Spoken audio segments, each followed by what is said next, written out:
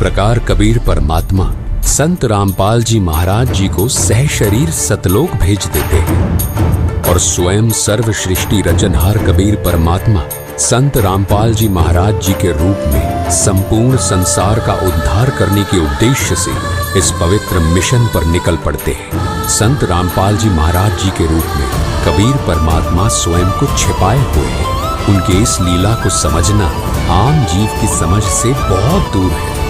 एक संत के स्वरूप में परमात्मा के अभिनय की ये अद्भुत सच्चाई भक्त समाज के लिए जानना बहुत जरूरी था। साक्षात कबीर परमात्मा के स्वरूप बंधी छोड़ सद्गुरु रामपाल जी भगवान की जय हो।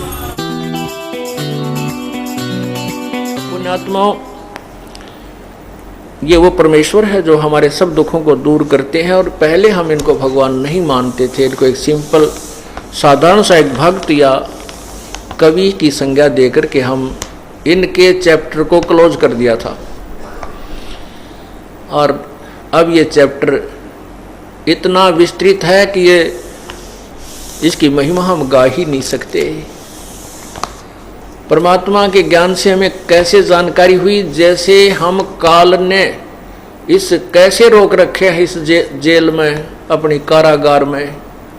ये इतना गंदा स्थान समझो सतलोक की तुलना में। जैसे अपने भारतवर्ष के जो अपराधी व्यक्ति के लोग लुगाई होती थी, औरतें होती थी, उनको अंडोमान निकोबार काले पानी छोड़ आया करते थे और वहाँ पर कोई लॉ एंड ऑर्डर नहीं होता था। कोई कितना किसने सतावे, कितना दुख पड़े, ना कोई मकान ना कोई रहने का स्थान, तो वहाँ उनकी ब्रेन मट्टी हुआ करती थी और वापस नहीं आ सकते थे, क्योंकि वो इतनी समुद्र के बीच में एक टापू है। कोई विधि नहीं, कोई साधन नहीं था उनके पास वापस आने का।